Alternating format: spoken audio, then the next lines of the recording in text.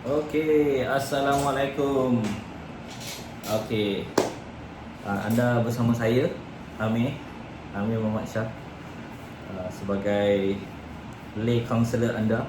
Hari ini kita akan berkongsi serba sedikit tentang etika ketika kita mengadakan sesi kaunseling bersama dengan klien kita yang mempunyai status LGBT.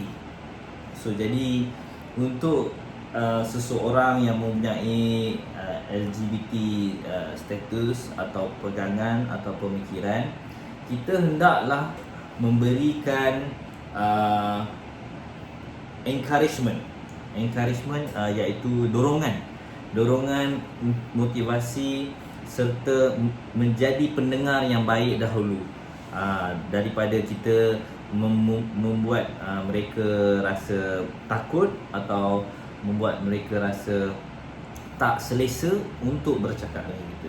Jadi isu-isu yang sensitif atau perkara-perkara yang sensitif hendaklah kita tapis dahulu, hendaklah kita berwaspada untuk menjaga etika kita daripada kita kecilkan hati dia atau buat dia terasa atau membuat klien kita tersebut rasa tidak selesa untuk berterus terang, untuk bercerita lebih lanjut lagi.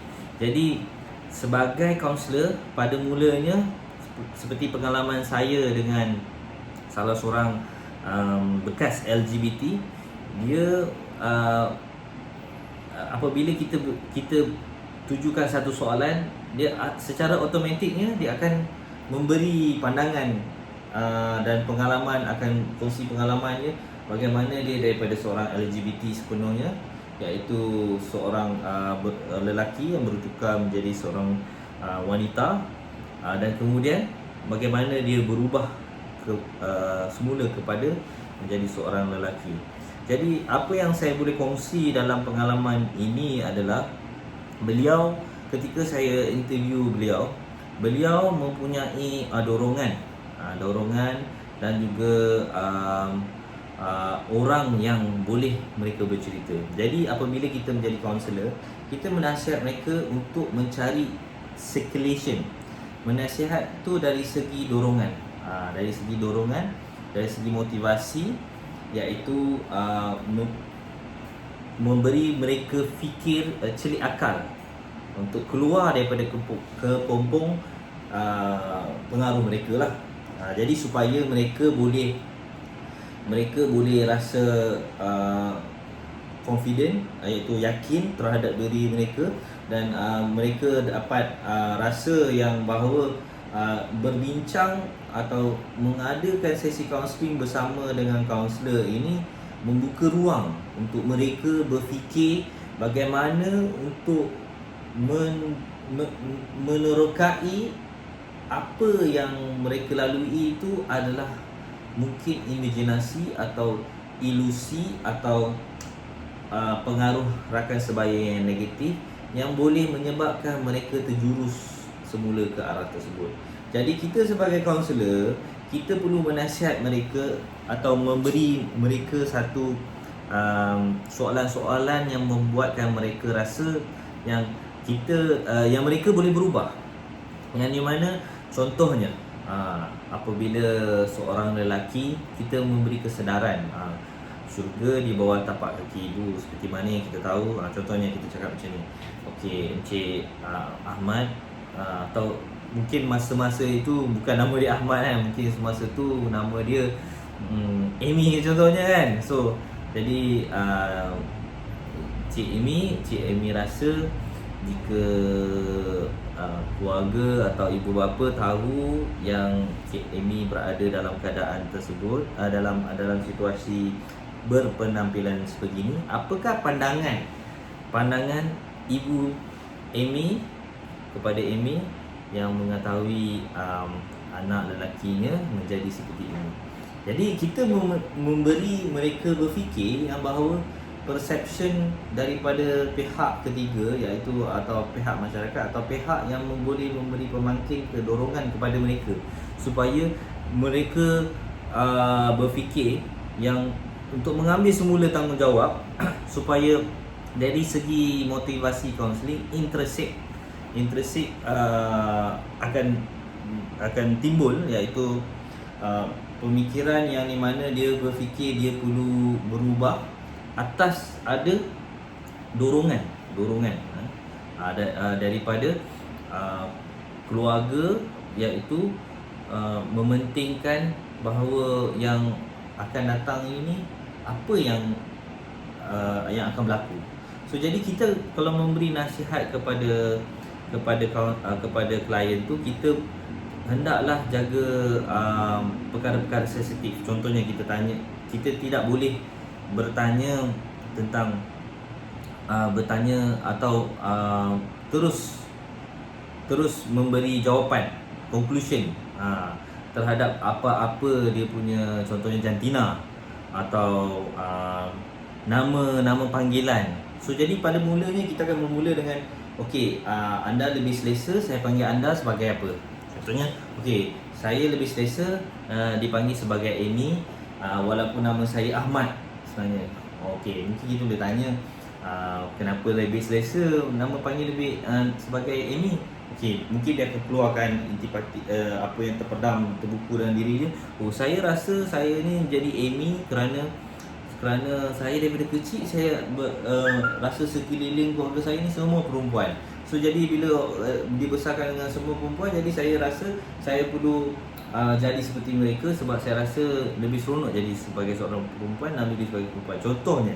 Jadi apabila mereka berkata begitu, jadi kita hendaklah memberi respon, etika kita sebagai kaunselor, kita hendaklah memberi respon yang maintain attitude charismatic kita, iaitu kita tidak mengkondem dia, kita tidak memberi mereka rasa tersisih, dan memberi mereka celik akal yang bahawa ada option lain sebenarnya. Okey, jadi mungkin kita boleh tanya, counter balik soalan tu dengan kita tanya, adakah anda rasa ayah anda setuju dengan penampilan macam tu atau perangai macam tu? Oh, saya tidak mempunyai seorang ayah. Contohnya, situasi yang saya pernah interview. Saya tidak mempunyai seorang ayah sebab ayah saya dah tak ada daripada saya kecil lagi. Jadi kita akan nampak punca, kita akan explore punca apa yang berlaku terhadap klien tersebut, dan kita akan tahu yang bahawa circulationnya jadi macam tu sebab apa, dia berubah jadi macam tu sebab apa. Jadi kita tahu apa punca dia. Jadi apa yang kita boleh buat, kita akan minta dia keluar daripada kepompong punca tersebut dengan cara memberi ruang celik akal, peluang. Adakah anda pasti, contohnya kita tanya dia, adakah anda rasa kalau anda keluar daripada kawasan LGBT ni, anda boleh rasa lebih tenang dan mungkin boleh mencari peluang baru, dan mungkin tidak ada contohnya side effect yang sebagai pengambilan hormon ke dan sebagainya. Contohnya macam LGBT tersebut, dia mengambil hormon, jadi dia ada side effect jadi dia berubah bentuk fizikal badan dan sebagainya. Dia tidak mula menjadi sebagai wanita lah, yang di mana rambut apa-apa, kumis dia apa semua ni tidak tumbuh kan. Jadi kita sebagai kaunselor, kita tak boleh ajuk dia, kita tak boleh, etika kita tak boleh macam peli, ajuk, atau kita mengatakan sesuatu yang boleh menyinggung perasaannya daripada segi contohnya agama juga. Dan if andai kata kita tidak boleh handle atau mengurus klien tersebut, apa yang kita boleh buat adalah kita transferkan klien tersebut kepada kaunselor yang lebih berpengalaman, yang atau bertauliah, yang berpengalaman dan bertauliah tentang spesifik kategori LGBT tersebut lah. Contohnya kalau yang pakar dalam yang menguruskan pengikut, kita hantar tersebut. Sebab apa yang kita boleh terapkan adalah etika yang kita boleh terapkan. Kita perlu membantu, mendorong untuk mereka keluar dari kepompong tersebut untuk mencari realiti, bukan lagi berada dalam keadaan fantasi, dan juga mencari peluang untuk lebih maju daripada segi institusi kekeluargaan. Maksudnya akan datang mereka boleh ada anak dan sebagainya, dan juga untuk mereka ada keluarga akan datang menggunakan jantina yang realitinya lah, yang apabila mereka dilahirkan. So jadi sebagai seorang kaunselor, kita akan mendorong mereka untuk apa kehendak mereka. Contohnya itu mengikut etika, iaitu berada di negara Malaysia lah. Kalau kita berada di negara yang mempunyai kebebasan untuk mengamalkan homoseksual, maka kita tidak boleh mendorong atau mengatakan apa-apa tentang salah laku yang mereka lakukan. Tetapi kita boleh memberi dorongan yang bahawa golongan tersebut boleh berubah, boleh ada pilihan untuk kembali ke fitrah atau menjadi seorang terus menjadi seorang pilihan mereka dalam keadaan LGBT. Tetapi konsekuensinya, maksudnya dia punya kemungkinannya masa depan mereka akan tidak mempunyai generasi dari keturunan mereka. Jadi kita mungkin boleh memberi idea yang di mana apa kemungkinan akan berlaku, tetapi kita tidak memberi mereka option, tidak add value. Maksudnya kita tidak memberi apa-apa yang mereka untuk mengikut cakap kita. Jadi kita cuma memberi kesedaran saja yang perkara tersebut ada pilihan.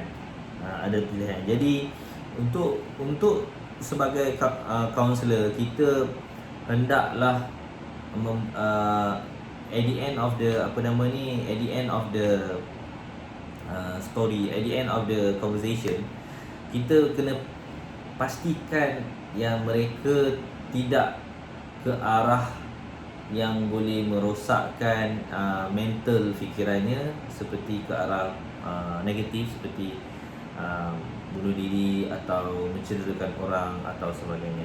Jadi etika kita sebagai kaunselor adalah kita kena pastikan yang semasa kita kesimpulan yang saya nak sampaikan ni, apabila kita menasihat mereka daripada mula sampai akhir, prosesnya adalah yang pertama, kita memberitahu yang perbualan ini akan dirakam dan akan diberi ke pihak atasan jika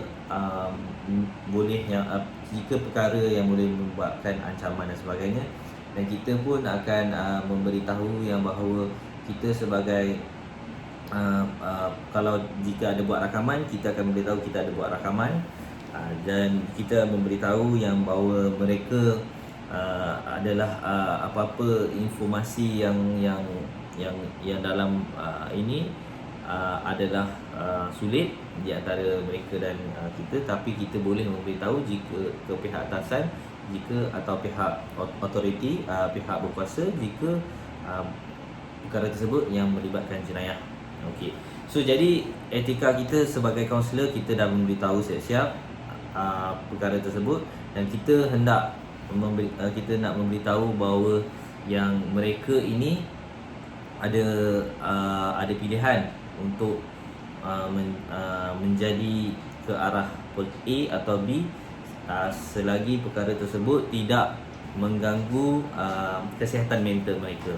Jadi apa-apa yang tidak mengganggu kesihatan mental mereka, jadi mereka boleh membuat pilihan selagi mengikut akta negara masing-masing lah.